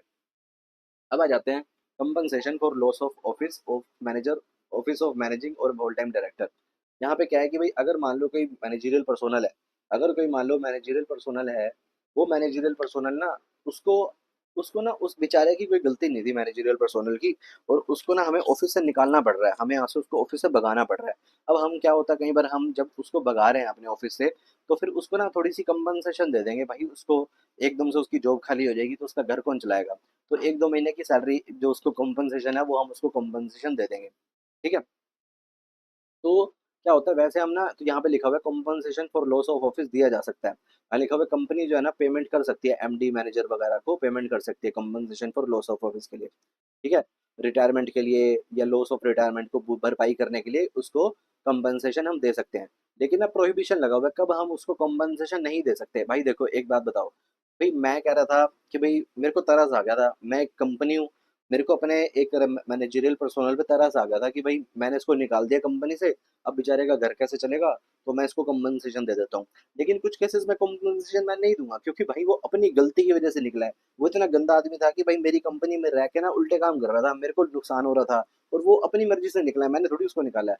तो ऐसे केसेस में मैं कंपनसेशन नहीं दूंगा। अब यहाँ पे लिखा हुआ है, भाई देखो कंपनी का अमेलगमेशन हो रहा था, वो एक कंपनी में जॉब करता था, यहाँ से निकल के दूसरी कंपनी में चला गया, क्योंकि वो कंपनी अमेलगमेट हो गई थी दूसरी कंपनी के साथ। अब वो नवी कंपनी बन गई थी, न्यू कंपनी बन गई थी, तो उसको जॉब थोड़ी गई है, उसकी उसकी जॉब तो गई नहीं, वो यहाँ से निकल के दूसरी कंपनी में चला गया। तो ये फर्स्ट पॉइंट में लिखा हुआ है, तो उसमें कंपनसेशन नहीं दूंगा मैं। अगर मान लो वो खुद अपनी मर्जी से रिजाइन करके गया, that is resigns on his own, भाई खुद से रिजाइन करके गया, तो फिर मैं थोड़ी दूंगा पैसे। अगर मान लो 167 सेक्शन की वजह से उसको ऑफिस वैकेट करना पड़ा, भाई 167 सेक्शन हमने पिछले एपिसोड में, पिछली क्लास में पढ़ा था, जो पिछले चैप्टर में, इससे पिछले अपॉइंटमेंट एंड क्वालिफिकेशन में। 167 सेक्शन में जब तुम ऑफिस वैकेट कर रहे हो, कानूनी तौर पे तुम्हें ऑफिस तुम्हें वैकेट करना पड़ रहा, तुमने गंदे काम करे, फिर थोड़ी तुम्हें कंपनसेशन मिलेगी। अगर मान लो ट्राइब्यूनल ने ऑर्डर दे दिया भाई कंपनी वाइंड अप कर दो, और ये कंपनी जो बंद हो रही है ना, हमारी कंपनी बंद हो रही इसी की वजह से हो रही है, हमारी कंपनी इसी की वजह से बंद हो रही है, तो फिर हम थोड़ी इसको देंगे भाई हमारी कंपनी बंद करवा के चला गया, इसको हम फिर पैसे नहीं देंगे।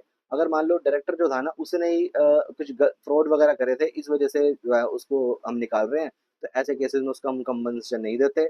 उसी ने खुद ने ही इंस्टिगेट करा था, इंड ऑफिस अब हमें भाई मेरे को ऑफिस से निकाल दो, उसने ऐसे हमें उकसाया था, मजबूर करा था, तो हम नहीं, तब हम उसको कंपनसेशन नहीं देंगे।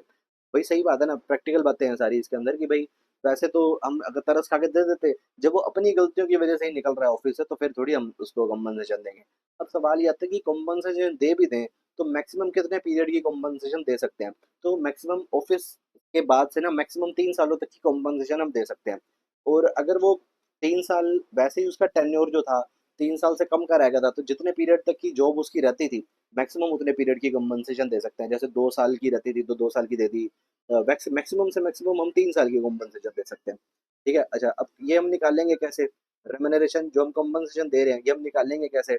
ये हम जॉब जब उसको निकाला ना ऑफिस से, उससे पिछले 3 सालों तक की एवरेज ले लेंगे। पिछले 3 सालों तक जितनी उसको पैसे दे रहे थे उसका हम एवरेज ले लेंगे, और उतने हम कॉम्पनसेशन हम उसको दे देंगे। अब हम एवरेज जब लेंगे ना, तो अगर मान लो पिछले 3 साल से जॉब ही नहीं कर रहा था, जो भी 2 साल से कर रहा था, तो कॉमन सेंस है 2 साल से जॉब कर रहा था तो 2 साल का एवरेज ले लेना। अच्छा, उसके बाद लिखा हुआ है, एक और केस भी बता रखा है भाई जब हम उसको कॉम्पनसेशन नहीं देंगे, मान लो मान लो वाइंड अप हो गई कंपनी, उसके बाद वो जॉब से छोड़ के जा रहा है, कंपनी वाइंड अप हो गई पहले, और उसके बाद वो जॉब से छोड़ के जा रहा है तब हम कंपनसेशन नहीं देंगे। और अगर मान लो जब वो जॉब छोड़ के जा रहा है उसके 12 महीनों के बाद उसी के दौरान ही कंपनी वाइंड अप हो जाती है, तब भी हम कंपनसेशन नहीं देंगे। मतलब इतना मनहूस आदमी था। जैसे ही वो निकला, वो 1 साल में कंपनी हमारी बंद हो गई।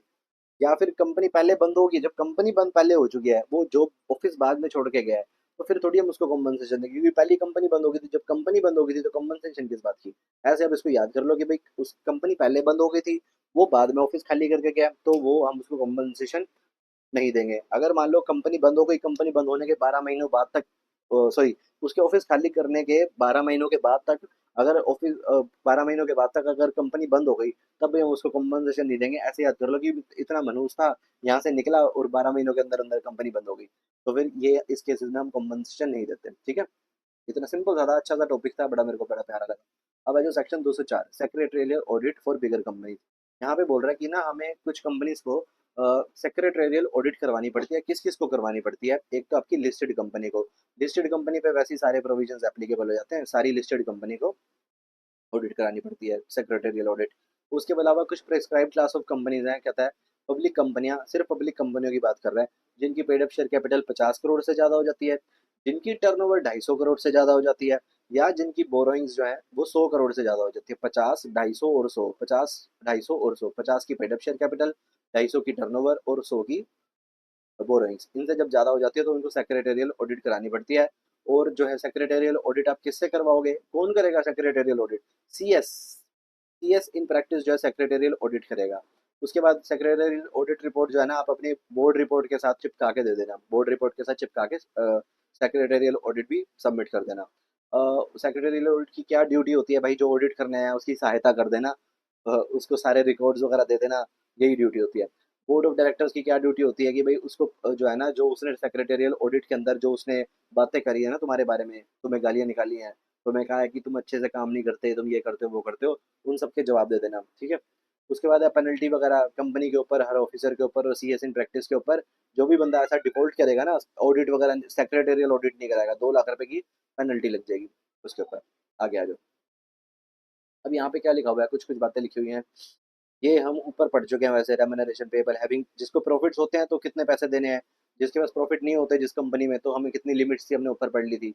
अब आ जाते हैं, एक कुछ बातें और हैं। जब मैंने आपको ना ऊपर कुछ बात बताई थी, मैंने आपको ऊपर बोला था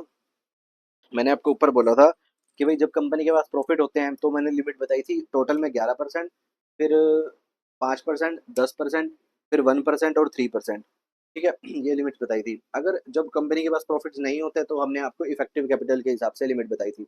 अब ना यहाँ पे क्या रखा है कि भाई जब कंपनी के पास प्रॉफिट नहीं होते ना, उस केस में ना कई बार क्या होता है, हमें क्या करना पड़ता है, कुछ कंडीशंस और हमें पूरी करनी पड़ती है जब हमारे पास प्रॉफिट्स नहीं होते।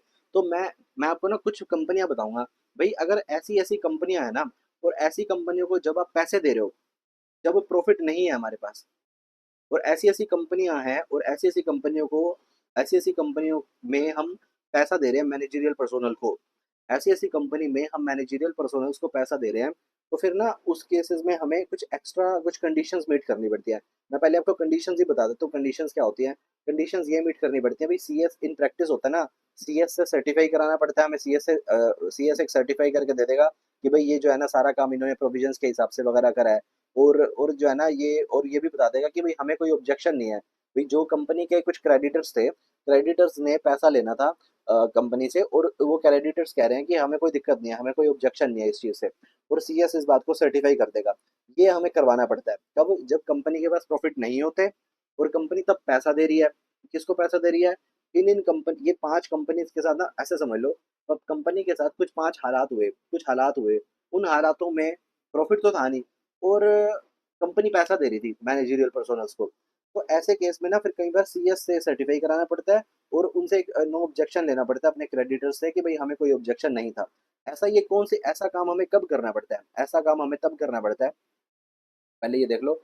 ऐसा काम हमें तब करना पड़ता है, एक न्यूली इनकॉर्पोरेटेड कंपनी हो जिसको भी पैदा हुए को 7 साल हुए हैं, एक न्यूली इनकॉर्पोरेटेड कंपनी जिसको पैदा हुए को 7 साल हुए हैं, एक सिक कंपनी जिसका रिवाइवल जो है इन्होंने अनाउंस कर दिया, स्कीम ऑफ रिवाइवल इनकी ऑर्डर हो चुकी है board for industrial and financial reconstruction इसके अंदर, और ऐसा ऑर्डर होने के 5 सालों तक। अभी जो रिवाइवल की स्कीम हुई है ना इनकी, उसको भी 5 साल हुए हैं। और अगर एनसीएलटी ने इनका जो है ना प्लान रिजोल्यूशन प्लान अप्रूव करा है और इसके भी अभी 5 साल हुए हैं इस बात को। ठीक है, ये कंपनियां, एक तो ये कंपनियां, और एक बाद में नीचे भी ये भी लिखा हुआ है जिसका रेमुनरेशन हो जो है ना, वो रेमुनरेशन जो है इन्होंने एनसीएलटी ने या board for industrial and financial reconstruction इन्होंने फिक्स करा है, जिसका रेमुनरेशन इन्होंने फिक्स करा है, वो लोग जो है ना क्या कर सकते हैं, वो कंपनियां इन कंपनियों को अपनी सीएस से सर्टिफाई भी कराना है, और अपने जो क्रेडिटर्स है ना, उनसे एक सिक्योर्ड क्रेडिटर्स है जो, उनसे एक रेमुनरे उनसे ये भी दिलवाना है, ये बात पता करवानी है, पक्का करवानी है कि हमें कोई ऑब्जेक्शन नहीं है। भाई कंपनी के पास प्रॉफिट्स नहीं है एक तो, और कंपनी पैसे दे रही है।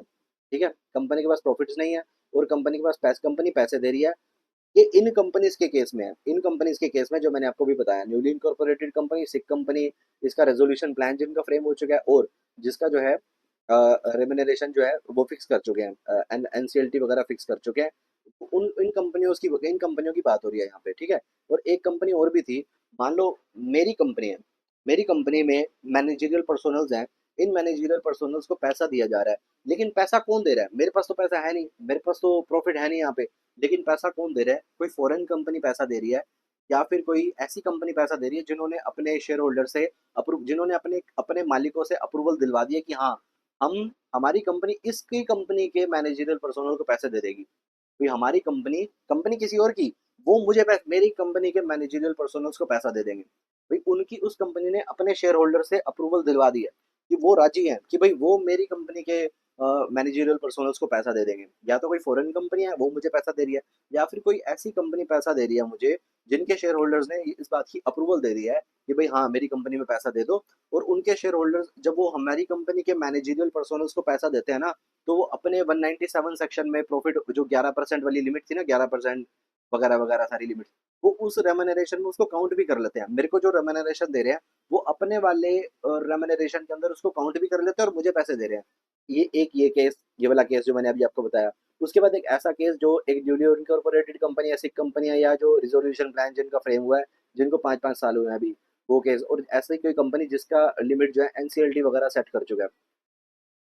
ये इन केसेस में हमें क्या करना पड़ता है, सीएस से सर्टिफाई भी कराना पड़ता है, और साथ में हमें क्या कराना पड़ता है, और हमें साथ में उनसे सिक्योर्ड क्रेडिटर्स का एक वो लेना पड़ता है कि भाई हमें कोई दिक्कत नहीं है, हमें कोई ऑब्जेक्शन नहीं है। ठीक है, उसके बाद सेक्शन 4 भी आ जाता है, परक्यूसाइट्स नोट। अब ये क्या लिखा हुआ है यहाँ पे, कुछ परक्यूसाइट्स को हम मैनेजरियल रेमुनरेशन के अंदर काउंट नहीं करते हैं। यहाँ पे लिखा हुआ है जैसे कुछ परक्यूसाइट्स जो हम देते हैं, जैसे कि provident fund, superannuation fund, annuity fund, इसको हम रेमुनरेशन में काउंट नहीं करते, ग्रेचुइटी को नहीं काउंट करते, और लीव एनकैशमेंट को भी हम इसमें काउंट नहीं करते। उसके बाद हमारे पास कुछ और भी चीज़ें होती हैं कि भाई कोई बाहर का आया हुआ बंदा, including a non resident in India, और ये जो कुछ एक्सपैट्रिएट मैनेजरियल पर्सनल्स होते हैं, इनके केसेस में हम क्या करते हैं, in addition to the specified above, an expatriate managerial personnel shall be eligible to the following perquisite, which shall not be included in the computation of ceiling of remuneration। हम यहाँ पे क्या करेंगे कि भाई उस expatriate employees को जो वो eligible होंगे परक्विसाइट्स के लिए, उनको हम उनके अंदर ये चीज़ें इंक्लूड नहीं करेंगे, children education allowance, holiday passage और लीव ट्रैवल एनकैशमेंट। ठीक है, ये सारी बात थी आपके पास। और सेक्शन 5 में एक ये चीज़ लिखी हुई है, remuneration payable to managerial personnels in two companies. यहाँ पे ये लिखा हुआ है कि भाई जैसे मान लो मैं मैनेजरियल पर्सनल हूँ 2 कंपनीज में, तो मैं मैक्सिमम कितनी मैनेजरियल पर्सनल, ओ सॉरी, मैं मैक्सिमम कितनी मैनेजरियल रेमुनरेशन निकाल सकता हूँ। 2 कंपनीज में मैं लगा हुआ हूँ और दोनों में से मैं कितनी मैक्सिमम मैनेजरियल रेमुनरेशन निकाल सकता हूँ। तो दोनों कंपनीज की जो अपनी अपनी लिमिट है ना, वो लिमिट लिमिट कैलकुलेट कर ली जाएगी, और जो दोनों में से हायर लिमिट आएगी ना, उस लिमिट को मैं पकड़ लूंगा और मैं कहूंगा मैं दोनों कंपनीज में से मिला के मैक्सिमम मैं इतनी मैनेजरियल रेमुनरेशन निकाल सकता हूँ। तो इसी के साथ ही आपका चैप्टर जो है अपना appointment and remuneration of managerial personnel यहीं पे कंप्लीट होता है। तो मिलते हैं आपको अगले लेक्चर में। इस लेक्चर को मैंने कुछ लगभग लगभग सवा घंटे में, 1 घंटा 10-15 मिनट लगे होंगे, तो उसमें मैंने कंप्लीट कर दिया है। आप इस लेक्चर को 1-2 बार सुन लो, और अपना इसको सुन लोगे तो आपका काम कंप्लीट हो जाएगा। मैंने आपको कोशिश करी है पूरे अच्छे से कम टाइम के अंदर, क्योंकि मैंने टाइम को भी यहाँ पे एक लिमिट फैक्टर लगा के चला है कि भाई इतने टाइम के अंदर आपको फटाफट समझा देना है। तो मैंने इतने टाइम के अंदर आपको अपना चैप्टर समझा दिया है, गो थ्रू कर लिया। आप एक बार इसको 1-2 बार सुन लोगे तो आपके ये बहुत ही बढ़िया लगेगा। और अगर आपको ये वीडियो पसंद आई हो तो इसको लाइक, कमेंट और शेयर, सब्सक्राइब कर देना, अपने दोस्तों को इसके साथ शेयर कर देना। थैंक यू सो मच, मिलते हैं आपको अगली क्लास में।